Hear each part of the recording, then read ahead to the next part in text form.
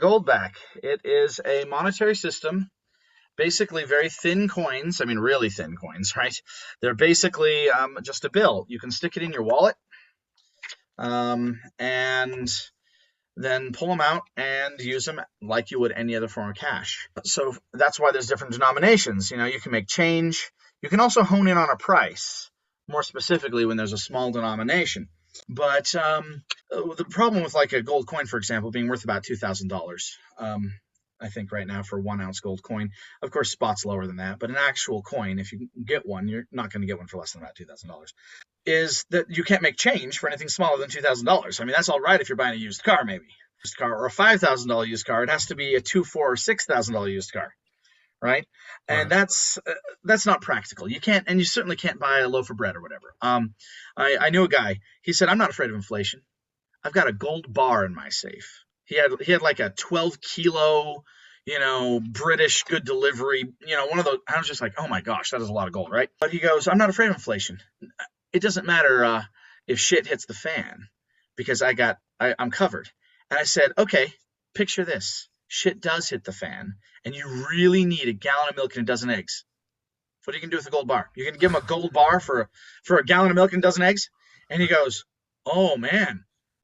Oh, that's not good. Ooh, I think I do need the Goldbacks."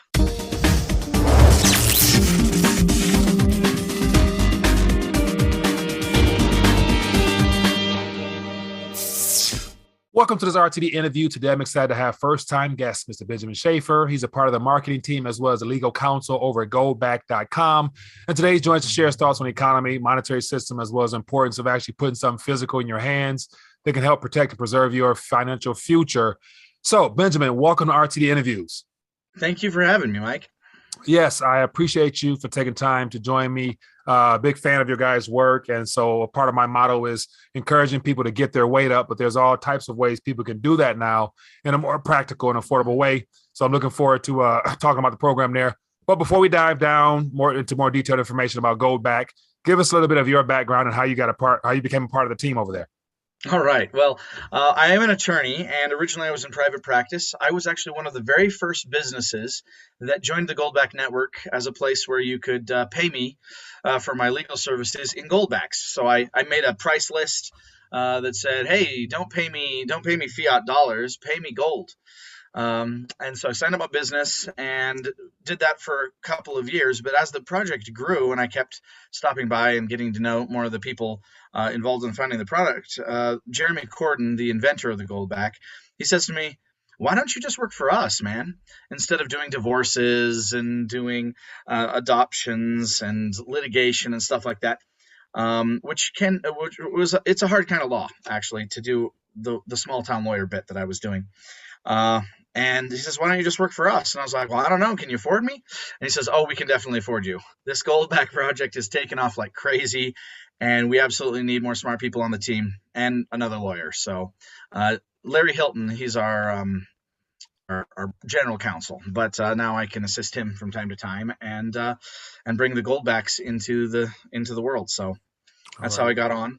Okay. When I first saw him, I was just blown away. That's why I signed up. I was just like, oh my gosh, you fixed money. There's so many problems with money, but this solves more problems with money than most people have even taken a moment long enough to think. Right. Good point. Well, thank you for sharing that. So definitely looking forward to, find out more. So before we talk about, some of the solutions in reference to how you guys have taken this technology and made it more accessible for people to utilize, let's talk about some of the problems, because a lot of people might be new to the community, may not understand the bigger picture of things and how our monetary system has gone through a lot of changes. And it's on the point right now of going through some severe changes. And so I want to get your thoughts on where we're at so we can further encourage people on taking action with what they can actually possess in their own hands. So at this current moment, we're, almost halfway through 2022, lots of things unfolding. What do you keep an eye on? What concerns you the most? What is one of the biggest problems we face that in reference to this whole monetary, fiasco we're experiencing now? Well, first of all, they're saying that it's still single-digit inflation. You get on the news and they're like, "Oh, it's only like 8% maybe, 9% maybe, 8.9 maybe."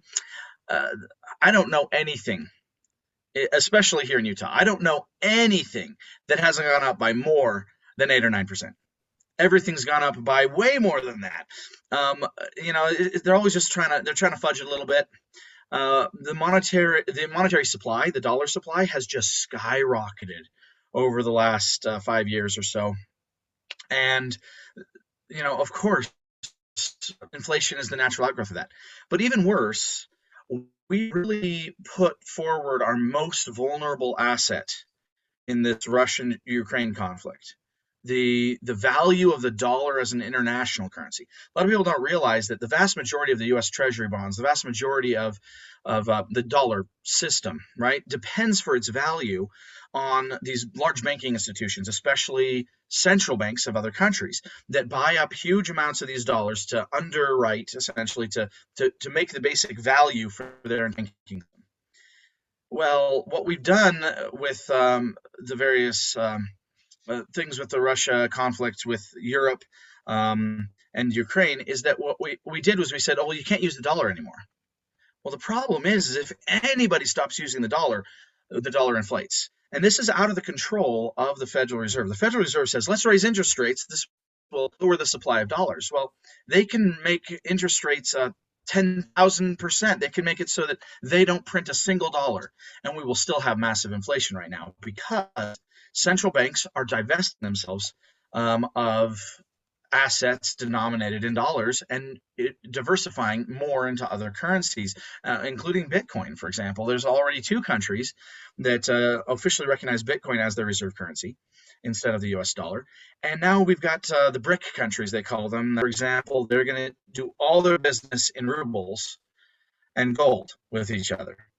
And it's like, when that cuts out the dollar, that means that we no longer have access to those markets in the same way to buoy up the value of our monetary system. So one of the biggest things, too, is that Saudi Arabia now is talking about selling their oil to China and Russia selling their gas to China and India without using the dollar. And again, that's a huge part of OPEC is the way that the petrodollar, as it's called, right? That oil is black gold that underpins our financial system and the value of our currency. Well, that's basically getting disconnected too, which means that inflation then, if it gets too disconnected from real assets, if the dollar is just whatever they print, then you can have runaway inflation. The main thing that saved America this far is that we have connected our currency so intricately with the actual, real fundamental resources of the world. The more that gets disconnected, the more it inflates. All right, good point there. So you did a great job of describing the whole de-dollarization process, and of course the oil petrodollar system being the underpinning of our entire way of life for the most part, and not shifting. And so on top of that, what's been introduced as a new way of throwing more gas on the fire is the sanctions. And of course, what happened in Canada with the freezing of accounts. So more people are waking up to the fact that if you don't hold it, you may not own it, or if you don't have access to it, you may not be able to get access to it. How much of a real world lesson can those 2 events there, the sanctions and accounts being frozen, actually help people realize that's a problem in and of itself? Well, the biggest problem, I think, is that it's one thing to have a problem, but if you don't have a solution, I mean, what are you going to do? And most people don't really realize that there are any alternatives. And yeah, if you don't own it, if you don't hold it in your hands, you don't really own it. It's just a promise. It's out there somewhere in the ether. But if people start defaulting on that promise, how do you do business? And so our businesses need something that's a lot more stable than that. We can't have a situation like in Canada. That one scared me the most as an attorney, because due process is so important, and so much due process was just thrown out the window. If you can just freeze or seize someone's accounts without convicting them of a crime through a regular process, well, then nobody's money's safe. It just depends on who's in favor or out of favor, or even if you're in favor, but the system gets too big or too automated, and you just get swept up. Right. In that kind of thing. It's a problem. Right, very true. And then on top of that, you mentioned, seizure. I'm thinking about, how, as a part of the whole geopolitical crises with Ukraine and Russia, and how governments are collaborating on trying to actually seize property outright from the oligarchs. And so they're, Right. putting targets on the back of people who are extremely wealthy and seizing yachts and houses and all types of things. I'm thinking like, wow, like if they can freeze your account, cut your access off from the financial system and come for your real world property. It's like, man, is there any protection out there at all? So once Right. again, more importance of having something that you can hold and get access to when need be. But what are your thoughts on that? Yeah, it reminds me of 100 years ago with the Great Depression. We may be headed for an actual depression right now, considering that this inflation and the market collapse isn't local. I mean, it's worldwide right now. And if that continues enough to become not just a recession but a depression, um, then let's just look at what happened last time. Everybody's accounts just got wiped out. The bank would just close its doors and they'd say, whatever the ledger book said that you own, sorry, it's just not there. I mean, it's gone. Um, but we can do it in an even more insidious and dangerous way now because we have the technology to target these things. And this is one of the things that we end up using a lot of AI for, actually, is just find things that look suspicious, with the scare quotes there, look suspicious or connected, possible connections to terrorism, for example, or whatnot. They can just go in there and they can just seize everything and freeze everybody's accounts in a very, very targeted way. That makes most of us feel safe because we're not engaged in any illegal activity, right? But I'm sure that's exactly what the protesters in Canada thought. And don't forget, the business owners who helped people in Canada thought they just thought they were doing business with regular people. They didn't even know, or family members or friends. I mean, people were caught up in that dragnet um, that had nothing to do with any of it. Didn't even agree politically with the protests. They still ended up having major fiasco trying to find out if any of their property was still there. So yeah, my concern is that we're living in a post-privacy world, and a post-privacy world is a world where no one has really essential liberties. Privacy isn't just about whether or not you have something to hide, right? It's one of the reasons it's a fundamental freedom is because it's really about how much power they have. Anybody has, whether that's a private institution or a government, to just violate all of your other rights. If they know exactly where you live and what you eat and where you sleep and everything about you, then they can manipulate you in dangerous ways, especially if they can directly reach your bank account. Right, good point there. Now let's talk a little bit about gold and silver. And so, of course, here on this Mm-hmm. channel, we're heavy precious metals enthusiasts because I believe that one of the best ways that you can proactively protect and preserve your financial future, present and future, is in understanding what money is. And so, you guys have gold back notes there, and so, of course, as of right now, looking at the price of gold and silver, and of course, they're in the red. And so, I'm not sure if you believe Mm-hmm. in the manipulation, market rigging, spoofing, all that things like that, or Oh, what are your the thoughts about spot the price price. right now? I mean, I got to tell you, the spot price, from my perspective, we need to stop using it altogether. The entire gold and silver system should just be an open revolt. It is so manipulated. It is so fake that it's absurd. You'll contact even major gold and silver dealers right now, and you'll say, I want some. You sell at 2% over spot whenever it's over $1 million or whatever those things. Some of those used to be the deal, and you call them up and you say, I just want the old deal. Just put it in my hand. I want the silver, and they'll say, well, we don't have it right now. I'm like, well, what's the price to put it in my hand? How much, you have some. How much is the price to be in the front of the line? Have you put it right here? And they'll be like, oh, well, that would be like, $1,000 over spot per ounce or something for gold. And then I'm like, then that's the real price.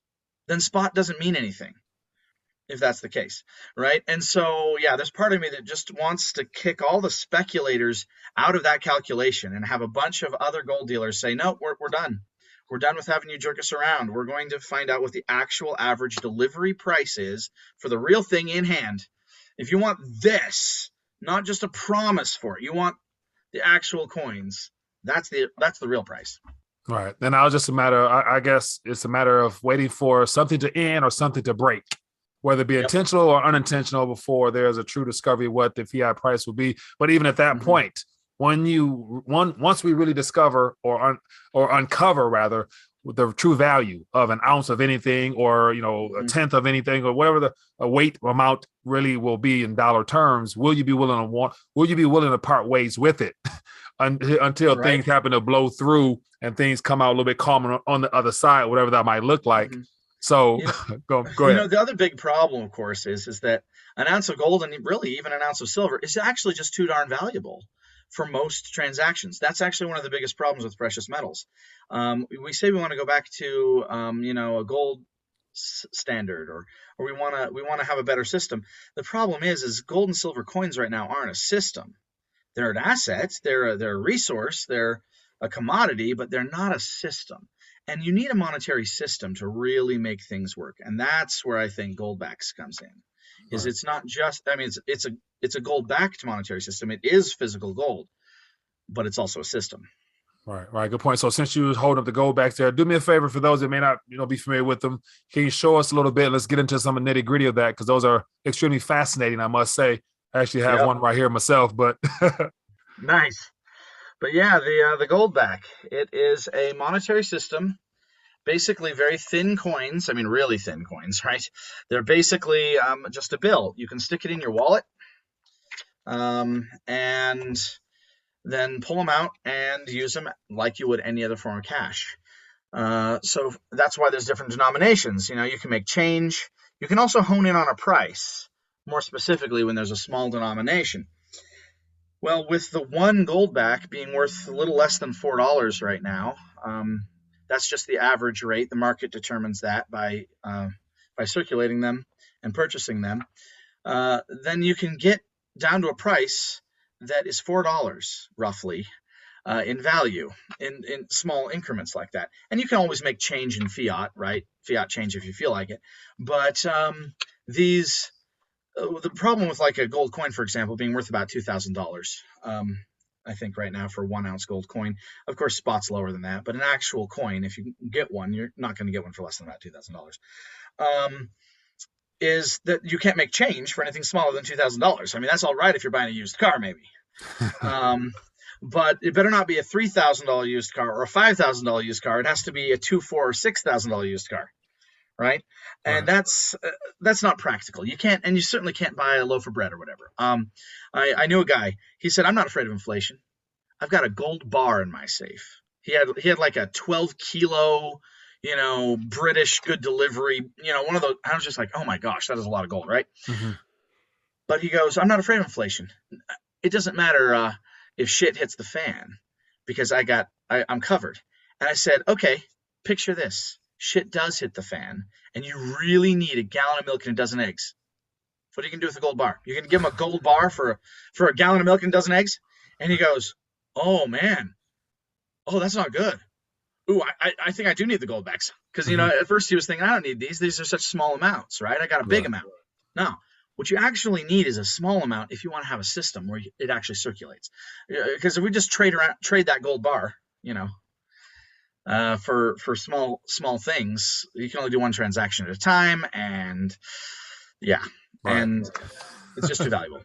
Yeah, it wouldn't work at all. And so it's good that you guys have basically as you mentioned, come up with a system that is actually in operation. So give us a little bit of information, because you guys are in Utah. So do they circulate in Utah? Where are they? Are they all across the country, all across the world? Where are they being used? What? Give us some details. So we've sold them, and they have been used all around the world. They're valuable anywhere that gold is valued, because gold is valued everywhere.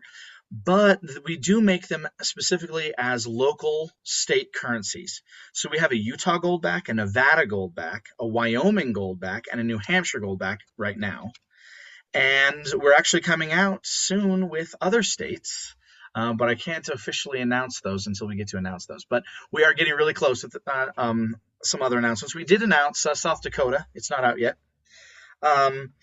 But we're working on those projects to bring it to more and more states. In order to do that, though, what we really need is investors who are willing to loan us huge sums of gold. So if somebody has a bunch of gold bars, if you hold on to those gold bars, in 100 years, you'll still have the gold bars, but it won't be bigger. It'll be the same amount of gold. What we do is a special program where if you let us use the gold to manufacture Goldbacks, we'll give you back more gold than you gave us by selling it into the system and buying more gold, and we Mm-hmm. keep that machine churning, we can actually give you back more gold than you lent to us.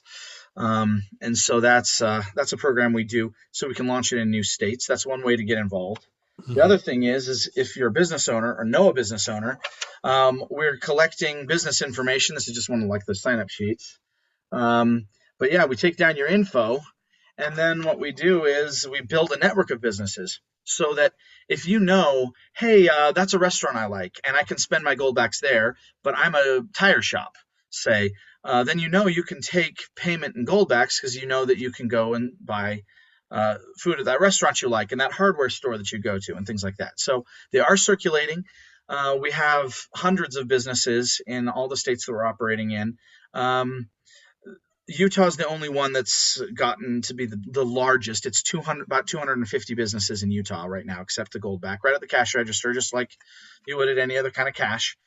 And that's everything from hardware stores to, construction companies and doctors and chiropractors and dentists and lawyers, right? All kinds of professional services and food and goods of all kinds. So. Right. Now, the states you're referring to that's joining the program there, what's the process of going? What's the process of trying to bring them into the fold? Are those notes with their state on it, or how does that break down? Yeah, so the individual state, like you'll see here, this says 10 Utah Goldbacks. Okay. And it has a Utah design that depicts parts of Utah history and different virtues. So you notice the scales and the sword. This lady here represents justice. Her name is Justicia.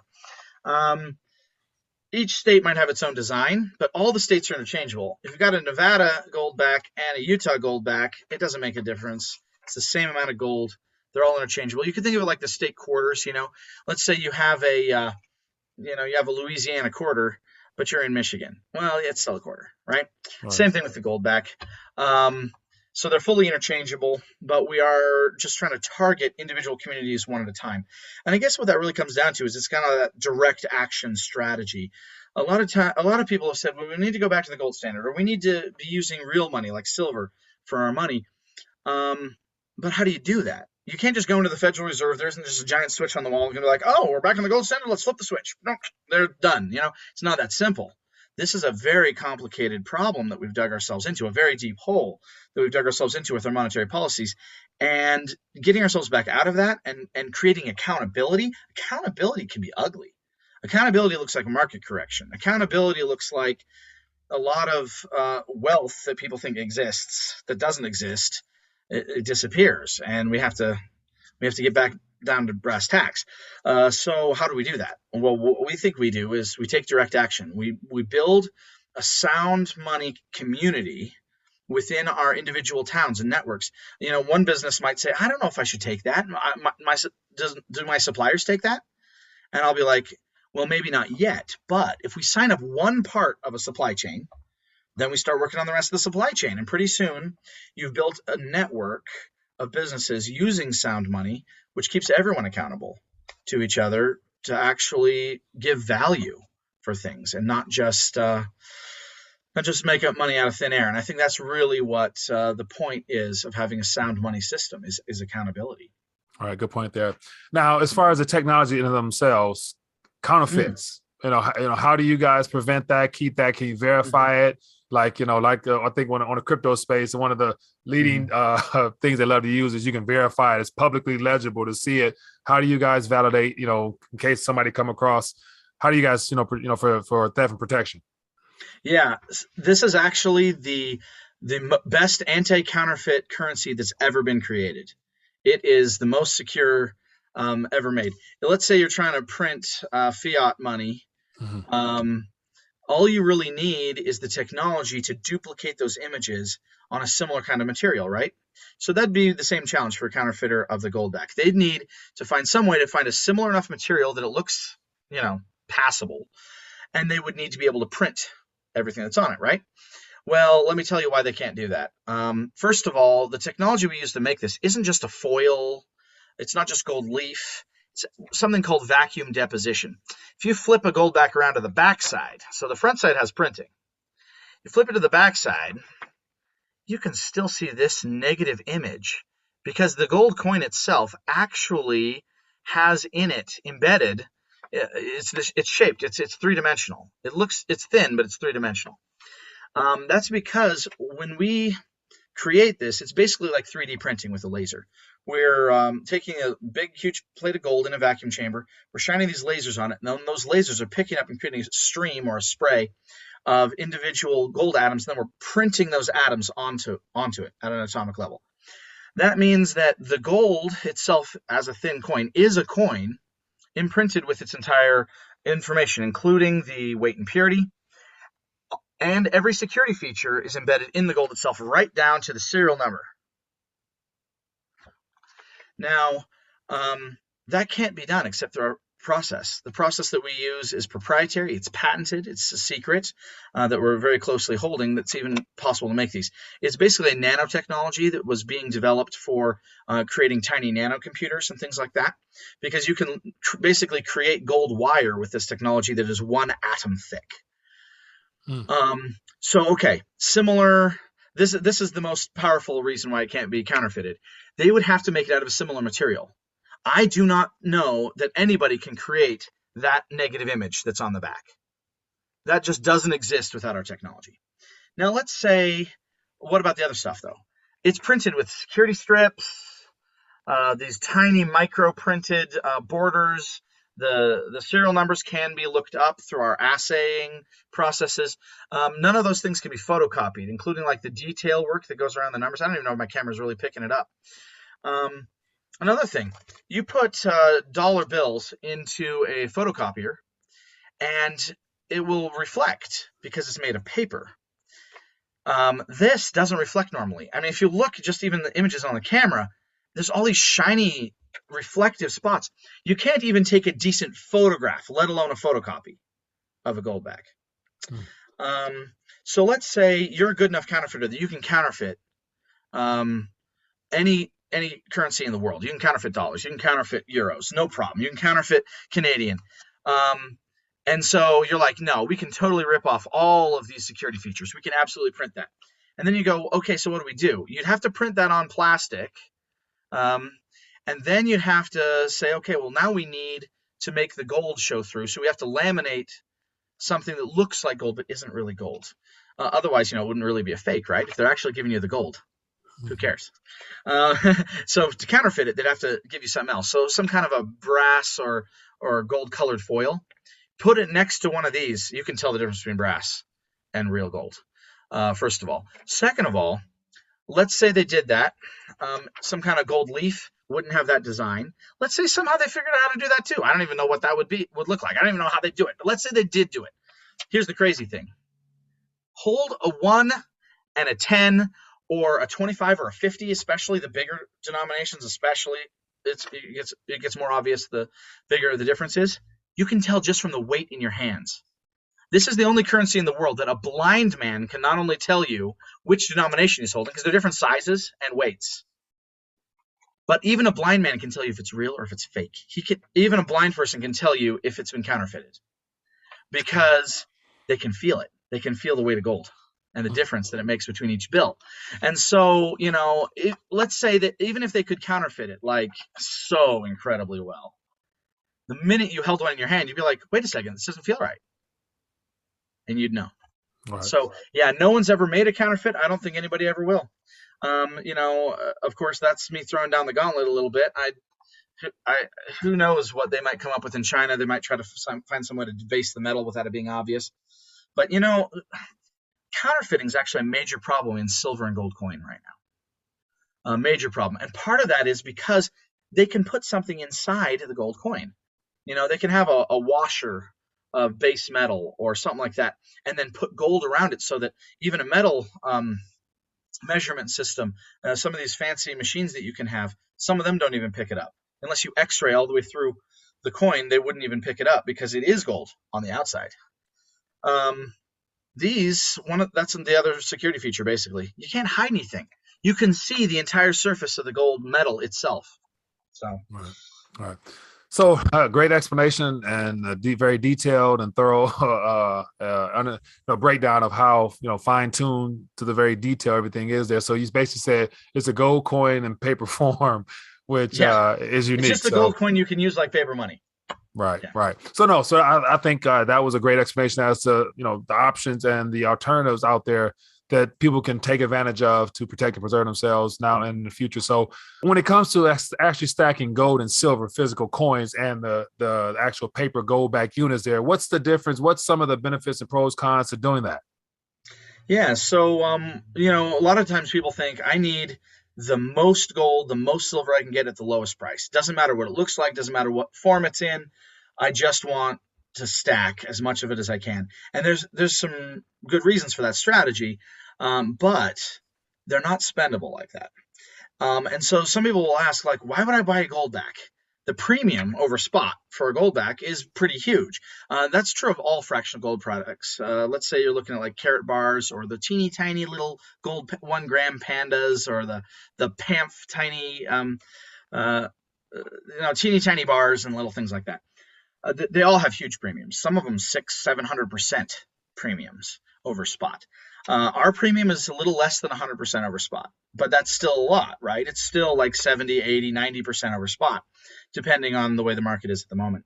So why would you buy this instead of the gold bar? And I think that, first of all, there's the story I mentioned earlier about what if it hits the fan? You need something that you can actually circulate. But even more than that is its utility in this form, in the form of goldbacks, actually means you're better off buying goldbacks, I believe, than any other gold or silver investment. Because every time you buy gold or silver and sell gold or silver, you pay the premium. You burn the candle at both ends. You're going to pay high, you're going to sell low every time. And that's how everybody stays in business. That's how the market works. But, you take that haircut and it eats into your actual value that you've saved by using gold and silver. The difference is with the gold back, you actually never pay that premium. The cost over spot is necessary because this is not cheap to manufacture. All manufactured in the U.S., but not cheap. And so, people worry, am I going to lose money by buying goldbacks instead of some other form of gold? And you're not. If you transfer $1 million into goldbacks, you can then trade those goldbacks for more than $1 million worth of goods and services, because the actual exchange rate is higher than some of the rates by which you can obtain them, meaning that you essentially save money when you spend goldbacks instead of spending dollars. And why is that? How does that work? It works because there's two ways that a goldback has value. One is it's gold, right? That's the commodity value or the spot value. That's the value that you're normally going for when you buy gold and silver. But it also has a utility value. And that's basically how a fiat currency is worth anything, is that it is useful. That utility value of the dollar is because you can go out there and spend it. Because this has both, it's determined, its real value, the street value, if you will, of a goldback, is determined not just by it being made out of gold or whatever the spot system is doing. It's determined by its own system of actual value based on its utility, just like any other currency. So the exchange rate right now is higher than the cost of a goldback. And so, yeah, you can spend it for more than you spent to get it. And that value just keeps increasing over time because more and more people want sound money. And yeah, that basically means this is the only gold that I'm aware of that you can buy and never actually pay that premium because you're still going to get your value. Even so much so that we guarantee it. You buy a bunch of goldbacks and you bring them back to us for us to recirculate back into the system and say, I want to cash out. I want to turn my goldbacks into the United Precious Metals Association or one of our partners and say, yeah, just give me fiat. We give you a lot more than spot for these, right? I think that there's a 5% restocking kind of fee, transaction fee. That's not much worse than a credit card anyway. And then we give you back out the cash right off of that, whatever our posted rate is. And so, yeah, you never pay that premium.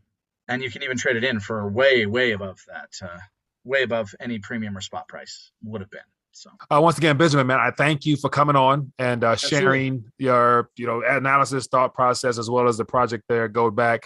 Definitely looking forward to connecting again and, doing some work with you guys and helping more people realize this is an option that people can take as well to protect themselves. So once again, anything you want to leave us with and, give us a way, point us back to you and things of that nature, if you don't mind. Yeah, absolutely. I mean, don't forget to check out goldbacks.com. There's a calculator on there that makes it really easy to convert currency. So that you can figure out how to do a transaction. You can do it on your smartphone. Let's say you're in a farmer's market and somebody comes up to you and says, "Hey, do you take Goldbacks?" Say yes, and use the little calculator to figure out what it's worth. And it makes it really, really easy. So you can check out all those things, and then we'll have to see if we can't hook you up in a way that you can bring Goldbacks to your viewers, and maybe build your own networks. Sounds good. But once again, Benjamin, thank you for joining us on RTD Interviews. And of course, definitely looking forward to connecting and staying in touch with you guys and definitely trying to, help out as best I can. So thanks for joining me on RTD Interviews. Thank you.